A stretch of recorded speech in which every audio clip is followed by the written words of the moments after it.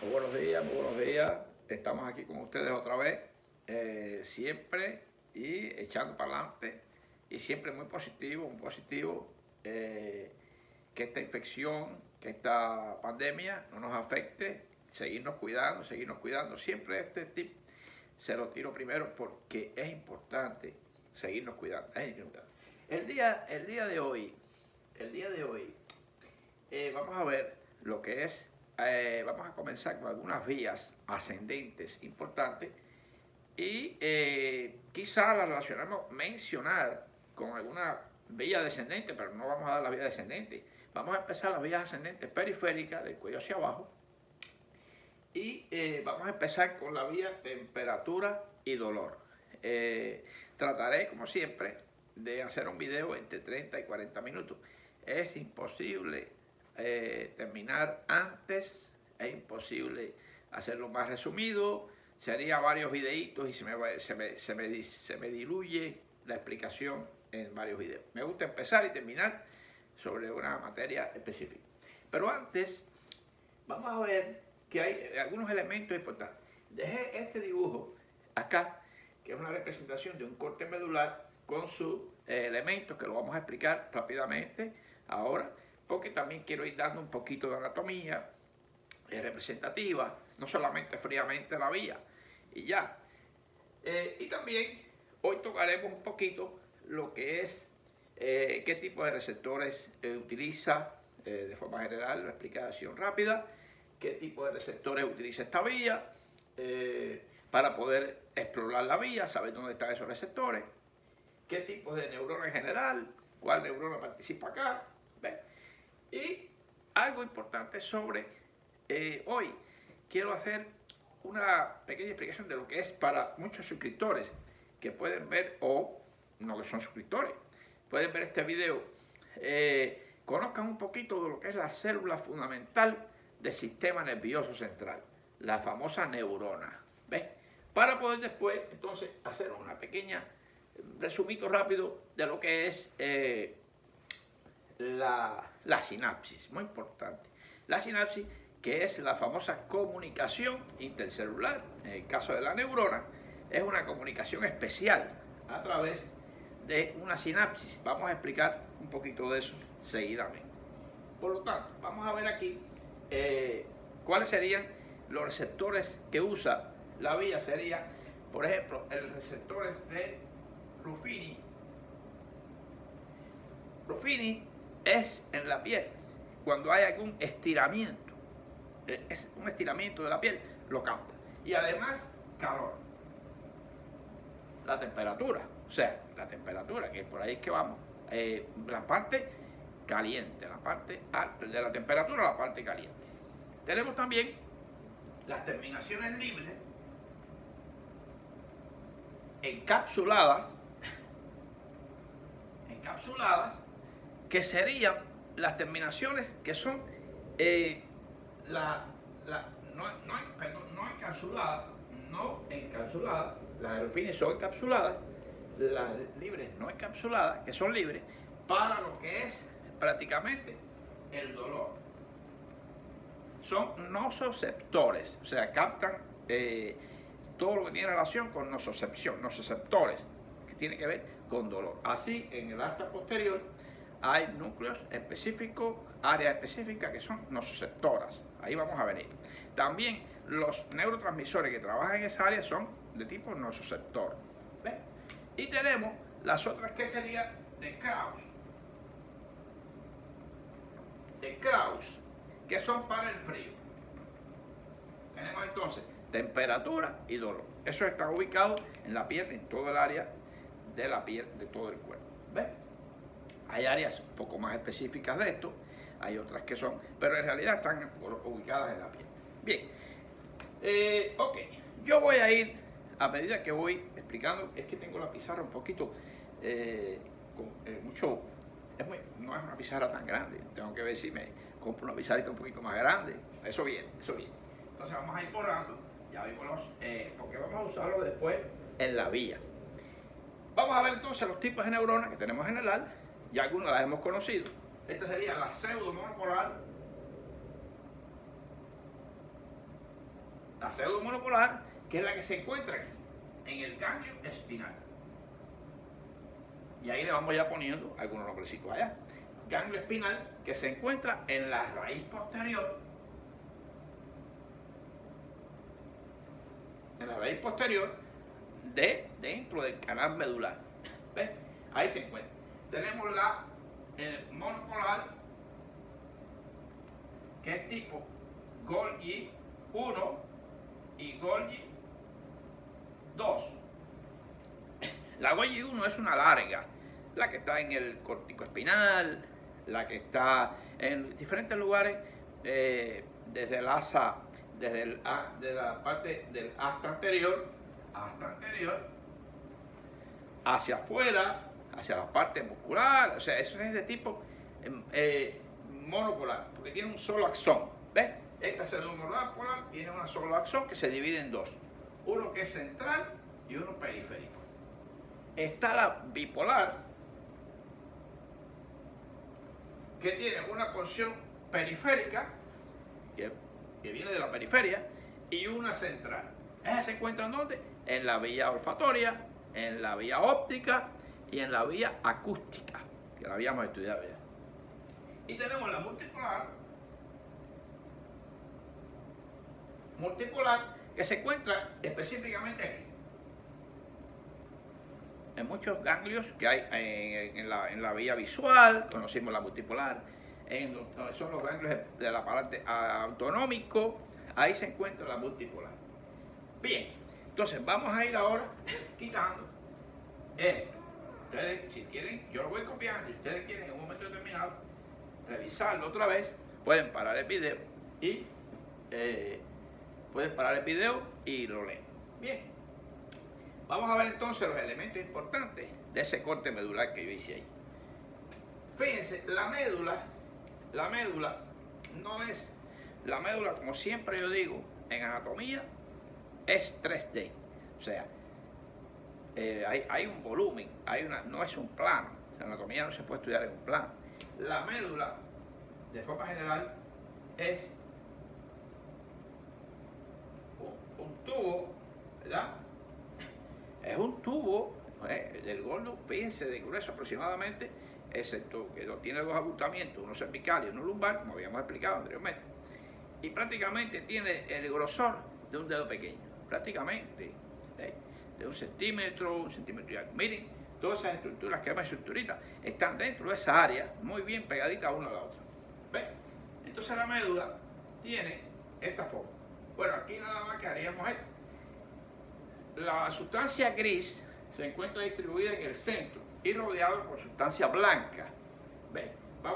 Eso aproximadamente es un corte de este nivel. ¿Ven? Por ejemplo, un corte de ese nivel, veríamos esto así. Tiene una sustancia gris en forma de H y tiene rodeado por sustancia blanca. ¿Ven? Recuerden que esto vino de la parte en el video de lo que es el video de la formación neurológica, de la formación embriológica, de la formación, el desarrollo. Se formó la parte posterior de la capa alar y la parte anterior de la capa basal. Eso es importante que se revise posteriormente por ustedes. La forma de H es la sustancia gris, la parte gris, formando el asta posterior y las astas anteriores, rodeado de sustancia blanca. Detrás estaría el cordón posterior y adelante el cordón anterior. Cordón anterior, cordón posterior. O fonículo. Fonículo posterior, fonículo anterior.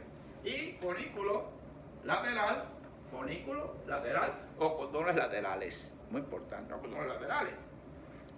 Eso es muy importante porque la médula no es ya le digo, al ser un tubo y al cortarlo, existen estructuras en forma de columnas que ascienden o bajan. Las rojas descienden y las azules ascienden, y cualquier lesión puede interrumpir la vía. Si empezamos así, me van entendiendo, van a entender perfectamente todo. Bien, en ese corte entonces tenemos aquí atrás, en el cordón posterior, tenemos las vías que son de grácil y cuneatos. Grácil y cuneato, ya lo habíamos mencionado en video anterior. ¿Ves? En el condón anterior tenemos algunas vías, algunos elementos importantes que sería este rojo, sería el 10% del córtico espinal que del mismo lado. ¿Ves? Esos dos. Y tenemos aquí el tecto espinal, ese rojito, tecto espinal que viene de los colículos ópticos hacia abajo. Y tenemos aquí el retículo espinal medial, porque tenemos un retículo espinal lateral. Y así tenemos aquí el vestíbulo espinal, que viene de los núcleos vestibulares a la médula espinal. Esas son descendentes, yo no estoy explicando la vía descendente hoy, nada más que es ese corte, qué es lo que tiene, que a ustedes le llama la atención, qué son esas cosas rojitas y cuáles son las azulitas. Estamos viendo eso ya. Y vamos a ver ya qué tenemos en el condón lateral.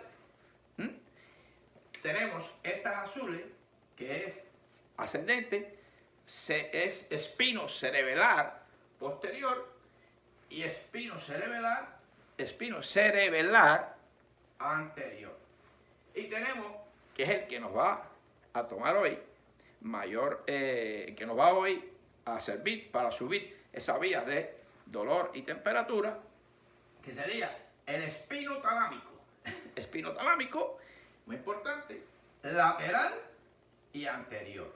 Fíjense qué interesante. Llevan distinta información. ¿Ves? Hoy nos vamos a dedicar al espino talámico lateral. Estos dos rojitos que están ahí en el fonículo lateral o cordones laterales sería el córtico espinal, que viene desde el cerebro, de las áreas motoras, hacia ahí está el 90%,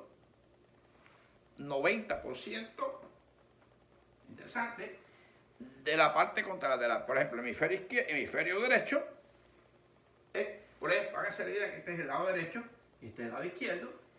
Esto que está aquí rojo tiene todas las fibras del lado derecho, el 90%. Y este tiene todas las fibras, porque se cruza en un nivel medular, bien alto, o un tronco encefálico en el bulbo bajo. Ahí que ese límite, por ahí se cruza. Bien, tenemos entonces que ya viendo esos elementos, vamos a terminar con lo que son estos elementos que están aquí y después finalmente vamos a lo que es el asta posterior, que nos compete para el día de hoy, lo que quiere decir para hoy entender qué núcleos del asta posterior van a participar en la vía que hoy vamos a estudiar, que estamos estudiando. Bien, tenemos aquí entonces, esta es la parte posterior. Tenemos aquí la raíz posterior.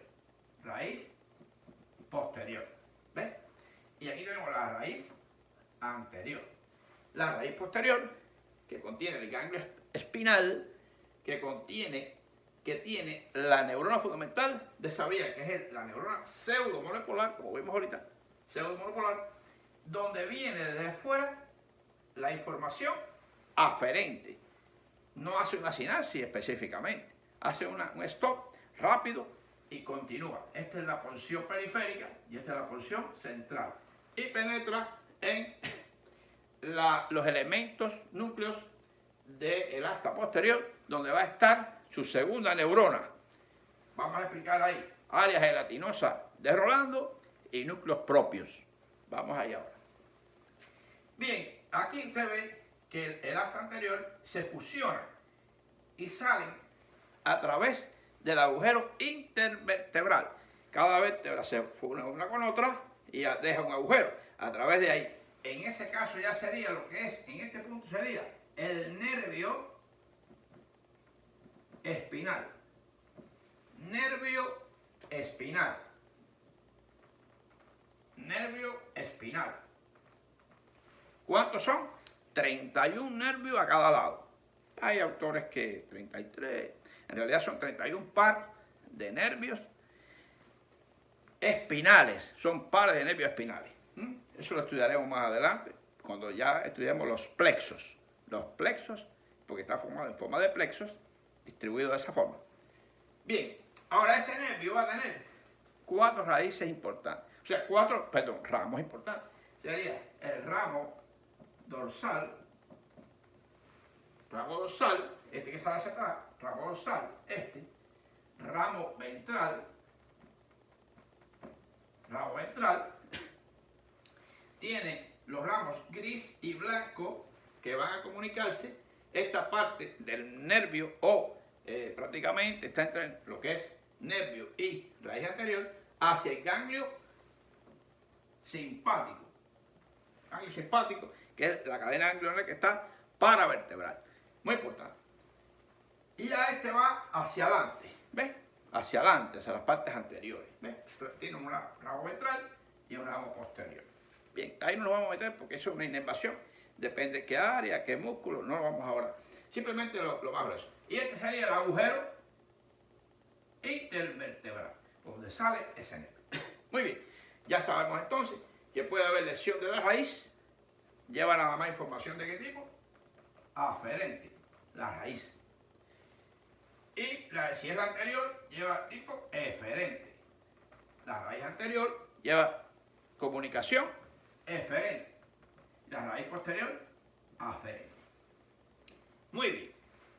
Y entonces, visto hasta ahí, este corte tiene un surco posterior, tiene una fisura anterior, y ya vamos a ver. Esto que le he pintado aquí es un fascículo que viaja prácticamente por la parte más posterior del asta posterior hacia en niveles de la médula espinal, no en todas las áreas, prácticamente hay áreas específicas que llegan un poco hacia arriba, hacia la parte cervical y otra casi a la parte lumbar. Eso se llama el fascículo de Lissauer, que participa en la entrada de la información aferente, porque al entrar ahí, antes de cruzarse esta vía que vamos a estudiar, no todos participan de esta vía, no todas las vías usan el Lissauer, la de temperatura y dolor sí. Viajan hacia arriba y hacia abajo, un nivel o dos, y luego se cruzan contralateral. Ese es el fascículo de Lissauer, que se encuentra en ese punto específico. Muy bien, vamos a ver entonces solamente lo que es vamos a borrar para adelantar. No quiero quitar esta estructura porque vamos a trabajar con ella ahora. Vamos a quitar entonces lo que es este hermoso dibujo que había hecho ahí, que me duele quitarlo, pero ya llegó el momento. Todo tiene un inicio, un desarrollo y una terminación. Bien, vamos a ver ahora, algo importante.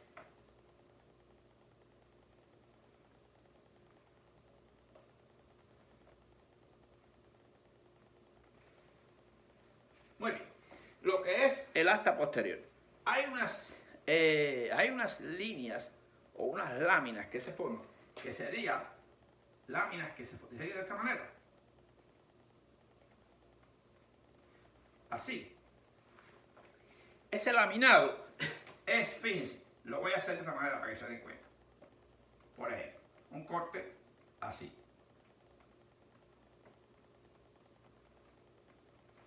Háganse la idea que eso solamente es el área gris, lo que es gris. Le he quitado la parte blanca, para que se me entienda bien. Ok, estas láminas siguen hacia abajo. O sea, esas láminas van en todo el recorrido. Es como que son capas superpuestas, ¿ves? Que se comunican, pero de forma vertical, no de forma, por lo general, horizontal. ¿Ves? Entonces vamos a ver que aquí está, se llaman láminas de Rexel. Láminas de Rexel, la describió, ¿ves? Prácticamente. Y vemos cómo esas láminas. Tiene aquí la lámina 1, que es la sustancia gelatinosa de Rolando. Gelatinosa de Rolando. Esa es muy específica, muy importante para esta vía. Está la 2 y la 3. La 2 muy cerca de esa área de Rolando, que también va a participar en la vía, y ya el área 3 y 4 que sería el núcleo propios.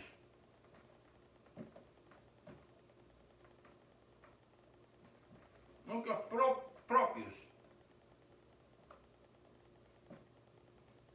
Núcleos propios.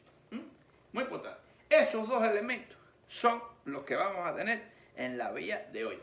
De esa área gelatinosa de Rolando, aquí hay un neurotransmisor muy importante, que es nociceptor, y es para condición lenta de dolor, que sería la sustancia P.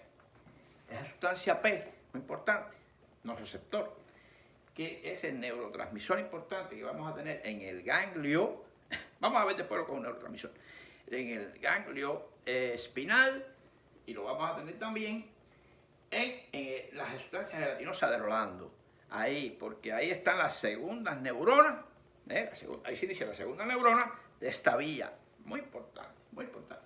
Y aquí quedaría, como les había explicado, el fascículo de Lissauer. Muy bien, lo vamos a ver eso ahora en más perspectiva.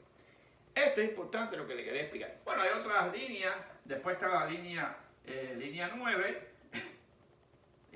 línea 8, aquí también es 9, y así se divide en láminas, no líneas, son láminas en realidad, pero estas líneas dividen en esa forma el área gris. El área gris está dividida en esa manera. Y aquí estaría el núcleo de Clark, muy importante, núcleo de Clark, que es uno de los, ahí estaría conglomerado de segundas neuronas, de las vías, una de las espinos cerebrales, que vamos a estudiar posteriormente. Muy bien, y recordar también que hay partes de la médula espinal que tienen un asta intermedio lateral, donde están múltiples neuronas, pero que son de la parte vegetativa, de la parte autonómica. Muy bien, nos vamos de ahí para lo que es la sinapsis.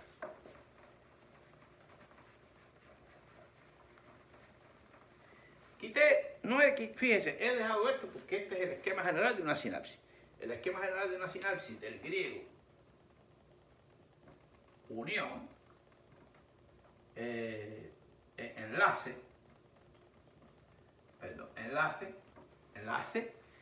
como es un enlace iónico, un enlace covalente, un enlace, la palabra enlace, que se enlazan dos elementos. Vamos a pintar aquí rápidamente lo que es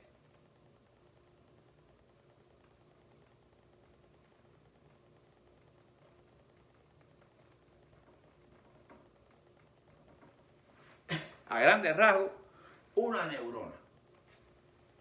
Una célula normal tendría esta forma, más o menos aproximadamente.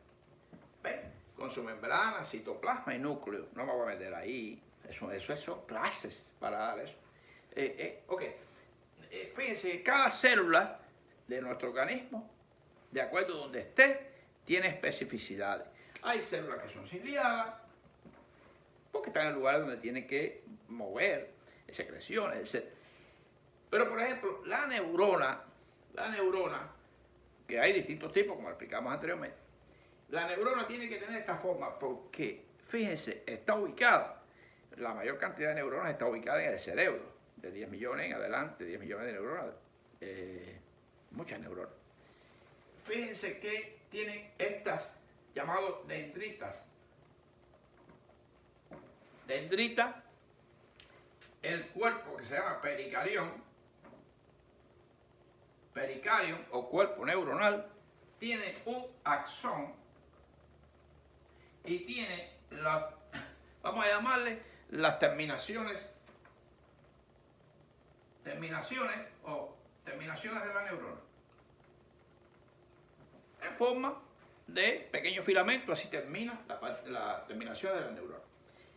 Fíjense, esa dendrita, cuando se estudia física, hay una teoría eléctrica, teoría de las puntas. Teoría de las puntas, quiere decir que en las puntas es donde más carga va a haber. Quizás es una idea mía, la he estudiado en anatomía, quizás no lo he encontrado específicamente en un libro. Si alguien de ustedes lo encuentra, me escribe, me dicen, tal libro está eso que usted está explicando. Bueno, que la neurona tiene terminaciones, no es redonda. Hay células que son redondas, hay células que son cúbicas, hay que son planas, las específicas del músculo, etc. Hay muchos tipos de células. Pero esta, que es el sistema nervioso central, tiene esta característica. Tiene lo que se llama las dendritas, son como picos, ¿ves? Para comunicarse con otras. Basado en esto, es que yo quería mencionarles, y los reto a que busquen, muy importante, lo que se llama la comunicación celular en general. Pero, ¿cómo sería la comunicación neuronal? La comunicación interneurona tiene dos formas. Una forma eléctrica y una forma química. La forma eléctrica es bidireccional. ¿Ves? Bidireccional. ¿Por qué? Vamos a ver por qué. Pero no se detiene la que es, cuando es bidireccional, no se detiene en un punto. La que regresa trayendo lo que es temperatura y dolor, esa no se detiene. Sigue directo con lo que se llama despolarización. La despolarización es continua, no se para. Ahora, la química, sí, la química usa, ¿ves? Es unidireccional y usa fundamentalmente neurotransmisores. Neurotransmisores son producidos por la misma neurona, aquí, elementos, viajan por el axón y se vierten. Miren, ejemplo aquí. Esto sería, por ejemplo, en forma de vesícula, se produce, no voy a entrar ahora cómo se producen, cómo se trasladan, nada más es, porque eso es otro tema. Se producen aquí, se almacenan en el aparato de Golgi, ¿ves? De acuerdo al tipo de neurotransmisor. Se guardan en vesículas, estas bolitas que usted ve son bolitas, en vesículas, y viajan por el axón y se vierten a encontrarse con otra neurona. Existe entonces lo que se llama el botón sináptico, este que está aquí. Está la hendidura sináptica, tiene una distancia de 10 a 15, 20 nanómetros. Eso es casi nada de distancia de uno a otro, ¿ves? Y entonces en esta zona que está aquí, que es prácticamente la zona activa, ahí le puse el nombre, tiene el área que se llama los receptores. ¿Qué es un receptor? El receptor, después que se vertió aquí el neurotransmisor, se abre la vesícula y llega al receptor dependiendo del tipo, va a haber el tipo de receptor dependiendo del tipo de neurotransmisor. Y ahí continúa hasta aquí. Sería un mecanismo que se llama despolarización eléctrica hacia allá, en sentido hacia allá, y llega a las terminales. Aquí podríamos poner, por ejemplo, otra neurona y sería, ¿ves? Una unión, esta unión aquí con otra neurona sería aproximadamente esto que he pintado aquí. Ahí. Esa es la comunicación interneuronal. Muy interesante. Muy interesante. Que ya le digo, la que es química es mediada por neurotransmisores y es unidireccional. No, al regreso, la información aferente no necesita neurotransmisores. Es eléctrica. Existiendo un punto de unión cuando es eléctrica de una neurona con otra, que se llama, por ejemplo, se une una parte de neurona con otra, que es unión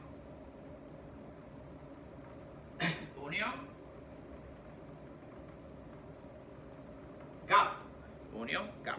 Directamente viene la información eléctrica y continúa. No hay mediación química. O ya sea de regreso, es tipo unión GAP, que no necesita intervención química ninguna. O sea, es una despolarización y se transmite. Hay muchas neuronas que lo hacen, ¿ustedes saben a qué velocidad? 120 metros por segundo. Es una alta velocidad. La es más lenta, bueno, va desde la alfa a la delta. Hay distintos tipos de neuronas de distintas velocidades. Después que le he informado, bueno, la neurona se puede encontrar con otra de diferentes formas. Puede ser axón,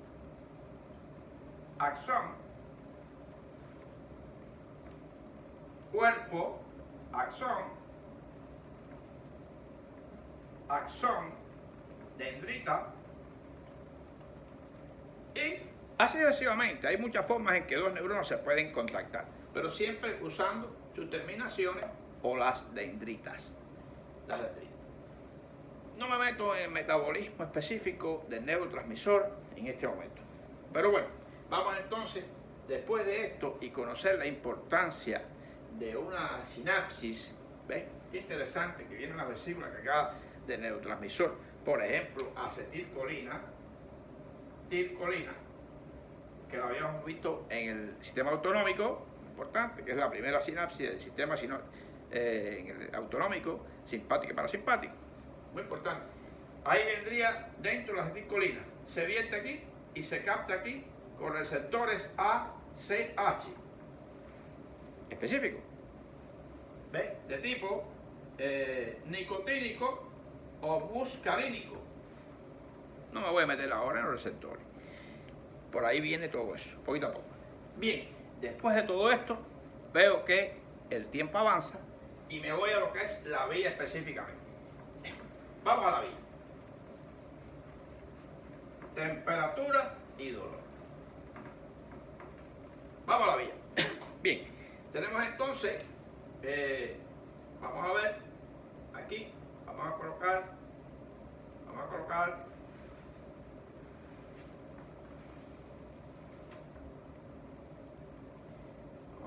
aquí el corte medular.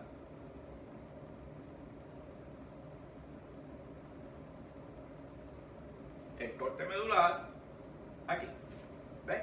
La primera etapa. ¿Ves? Vamos a colocar aquí ya otro pequeño espacio para poder saber, aquí, de estos.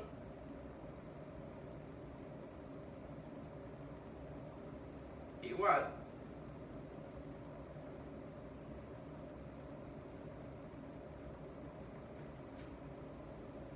Vamos en un corte un poco más arriba. Y vamos entonces ya aquí a colocar la parte del tronco encefálico. Un poco corto.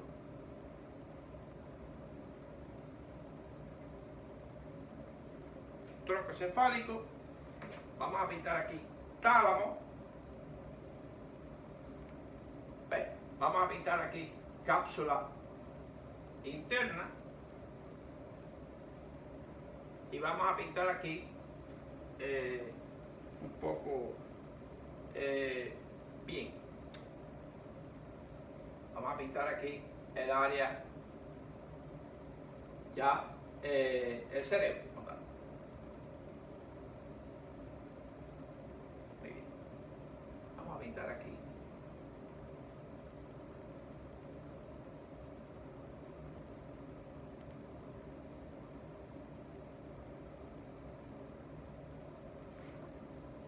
Ahí tenemos ya lo que es una idea. Me ha quedado un poco quizá piadito, pero bueno, más o menos. Ahí vamos. Vamos a ver los tres tipos de, habíamos hablado de que hay tres tipos de receptores, que sería Ruffini, Kraus y terminaciones libres, ¿verdad? Kraus y terminaciones libres. Todas ellas, vamos entonces a pintar aquí, vamos a pintarle a esta parte aquí,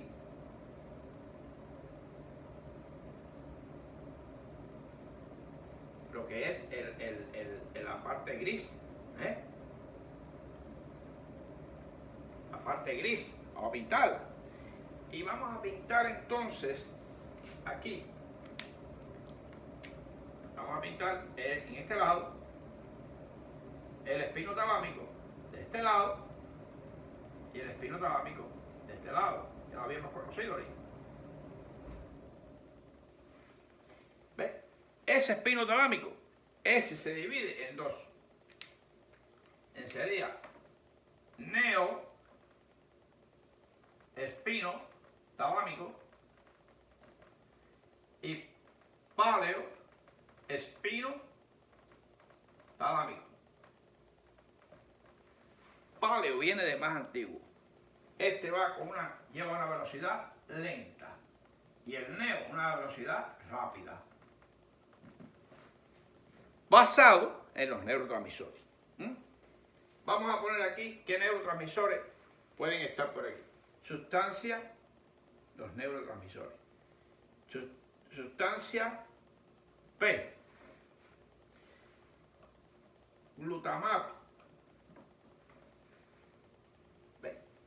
Para esa velocidad, sustancia P para la parte lenta y glutamato para la parte rápida. Tenemos entonces también lo que sería las encefalinas versus endorfinas. Bueno, las encefalinas que son nociceptoras para bloquear. Y tenemos también lo que sería el GABA. Déjame dividir aquí. Estos son los receptores, y estos son los neurotransmisores que van a actuar aquí, fundamentalmente. Sería entonces el GABA, que es el ácido gamma-aminobutírico, que es prácticamente lo contrario al glutamato. El glutamato, que su descarbonización da el GABA, es excitatorio. Vamos a poner entonces un signo más, y al GABA le ponemos un signo menos. Y la sustancia P más menos. ¿Por qué? Porque si hay poca sustancia P, no para dolor. No trabaja como disminuyendo la velocidad, sino que se dispara. Y si hay bastante, pues entonces es inhibitorio. ¿Ves? Son distintos neurotransmisores que van a estar ubicados aquí. Y aquí haríamos entonces las líneas. Las líneas o las láminas, ¿ves? Que habíamos visto. Vamos a pintar en verde la gelatinosa en verde de Rolando y el núcleo propio. Núcleos propios. Ya. Bien, vamos entonces ahora a hacer rápidamente. Aquí sería por esta rama posterior, por esta raíz posterior. Aquí seríamos, aquí entra, habíamos hablado que hay un ganglio.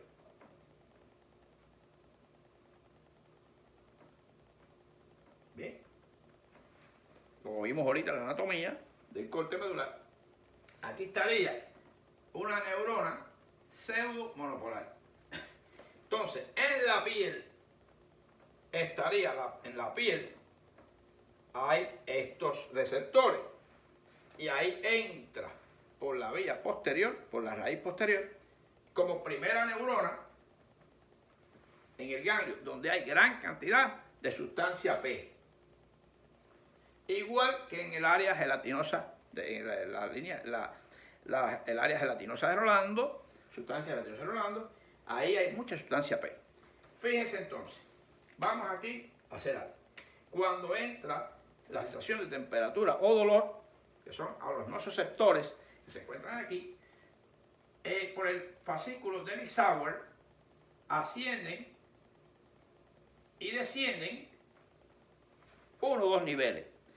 Inmediatamente por la sustancia blanca anterior, que está aquí, se va a cruzar al lado, se va a cruzar al espinotalámico.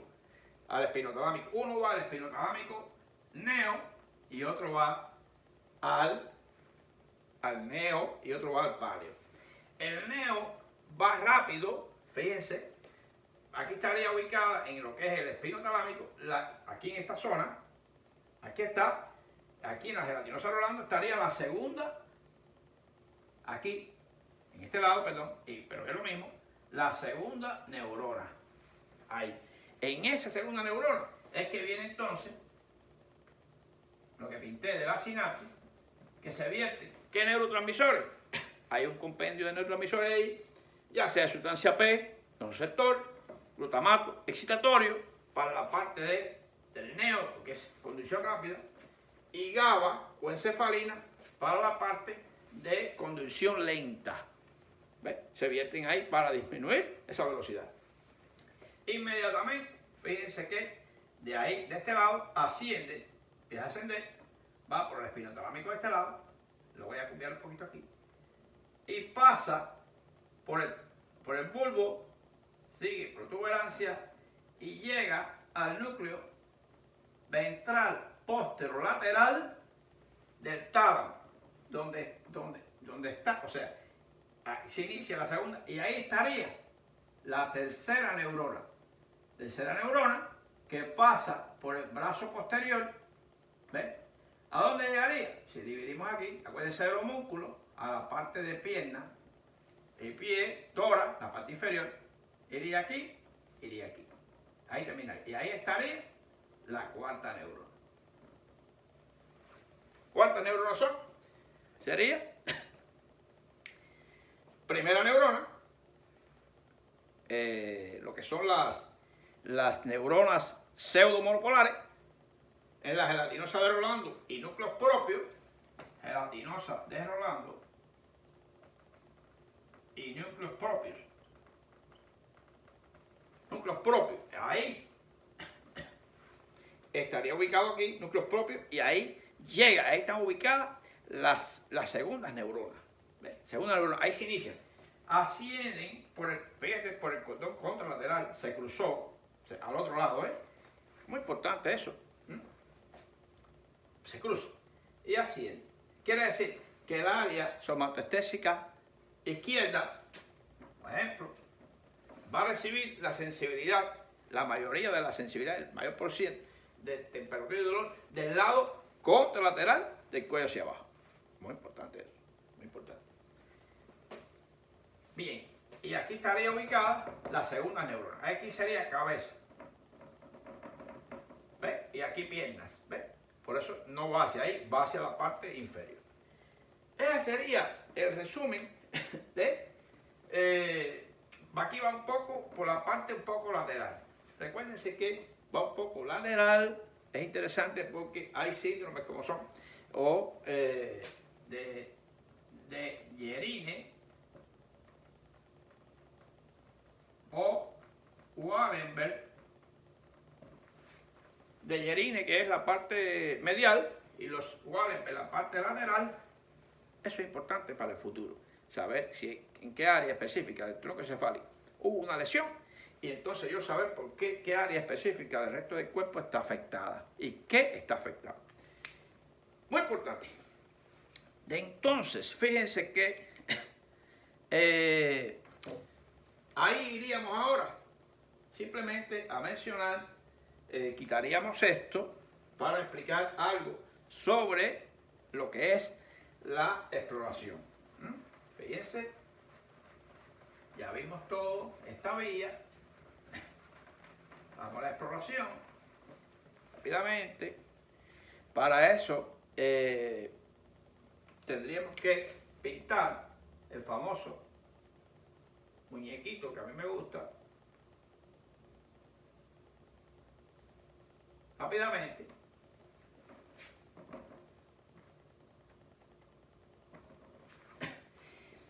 Muy importante. Donde yo voy a explorar, tengo que ver que los hematomas, tengo que tener que los miotomas. Bien, exploración por niveles. Al recordar los hematomas, lógicamente. Y la pequeña explicación de la hemiplegia que le di en el video anterior. Simplemente puedo tener lo que se llama la pérdida de sensibilidad en esta pierna, ¿ves? O alterados los reflejos, etcétera. Eso viene por ahí, la explicación de distintas vías. Pero recordar que esto se cruza, ¿me entendieron? Se cruza a un nivel específico. Y entonces, si la lesión está en el lado izquierdo, debo tener pérdida de lesión en el lado derecho. el nivel lo puedo analizar, por ejemplo, si es solo la pierna, quiere decir que está del tórax hacia abajo, si es solo la pierna, o del cuello hacia abajo. Porque recordar que el plexo, si incluye brazo, entonces por encima del plexo braquial, que tiene que ver con brazo. Eso es una explicación rapidita. Está Brown sequard. El Brown sequard, que sería la sección medular. En un punto específico de la médula, en un punto específico, la mitad de un área está afectada. Quiere decir que esto que venía por aquí se me cortó. Quiere decir que si es un Brown sequard izquierdo, voy a perder la sensibilidad térmica dolorosa del lado derecho, de ese nivel hacia abajo. Por ejemplo, de T6 no tengo problema en los brazos, pero tengo ya pérdida del lado contralateral de la lesión de ese Brown sequard. Tengo el síndrome, estoy un poquito rápido, de la arteria espinal anterior, que va a irrigar todos los fonículos excepto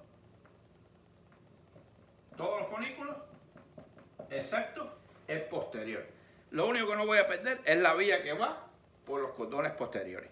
Todo lo demás, lo anterior y los cordones laterales, quiere decir que va a haber una pérdida del nivel, por ejemplo, T6 hacia abajo, de sensibilidad y motilidad.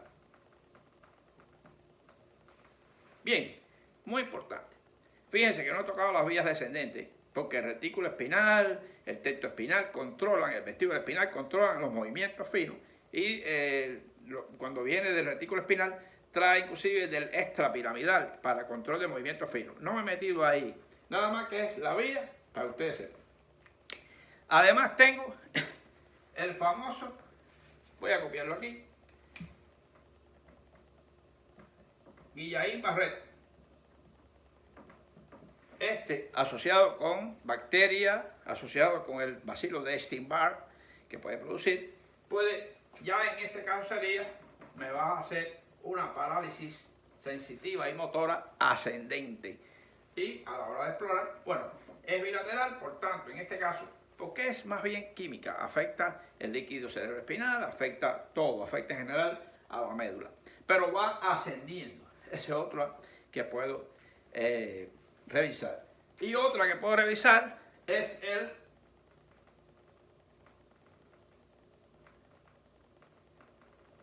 Lemmer-Eaton, que sería como es secundario, es una manifestación paraneoplásica del cáncer del pulmón, de las células pequeñas, ¿ven? De las células en avena pequeñas. Y entonces se caracteriza porque hay prácticamente anticuerpos que compiten con los canales de calcio. Canales de calcio. Bueno, todo eso son ejemplos que estoy poniendo de pérdida de sensibilidad. ¿Ven? La vía ya la conocemos y la forma de explorar también. Y otra muy importante, que sería, esto que le estoy dando, Guillain-Barré, importantísimo, el Lambert-Eaton, el Brown sequard, y está en la esclerosis múltiple. Esta más bien es un poco central. Recuerden que es pérdida de la mielina, de la mielización de las neuronas central. No depende de la periferia de la célula de Schwann. Y los oligodendrocitos es interior. Hay un problema de los oligodendrocitos que no mieliniza correctamente la parte central. Esto es la esclerosis múltiple, muy importante. Pero repercute en la parte inferior, externa también. Prácticamente, y bueno, está la esclerosis lateral amiotrófica. ¿Ves? La esclerosis lateral amiotrófica, que más bien es motilidad. No me voy a meter ahí. Yo creo, entonces, que le he dado un bosquejo bastante general de los he provocado. Y yo creo que ustedes deben buscar estas patologías y leerlas, sobre todo los estudiantes, porque estas son patologías fundamentales de UCMLE, del STEP, de los STEP y del STEP 1 y 2. No importa, porque la clínica se relaciona con la ciencia básica. Así que bueno, todo esto. Y perdonen si voy un poquito rápido porque el tiempo ya prácticamente me estoy llegando a los 50 minutos y algo, y no quiero muy extenso. Le digo lo siguiente, no importa que el video sea largo, usted puede ver un pedacito ahora y un pedacito después, y otro pedacito después. El problema es que no se vaya la idea, porque si yo paro, explico sinapsis, después mañana explico, usted no va a ver nada, usted no se va a interesar en nada. ¿Ve? Usted divídelo usted mismo. Hasta ahora lo vi y después sigo para. Muy interesante esta vía. Y después vamos, cuando yo dé todas las vías, voy a hacer un repasito en casos clínicos que incluya las vías ascendentes y descendentes y los niveles. Eso va a estar muy bonito futuramente. Así que, bueno, pues nada, sigo con ustedes, agarrado de Dios. Yo estoy agarrado de Dios. Y tengo a Jesús en mi corazón, que es el único camino para llegar a nuestro Señor, a nuestro Padre Celestial. Amén. Pasen buen día y mucha salud.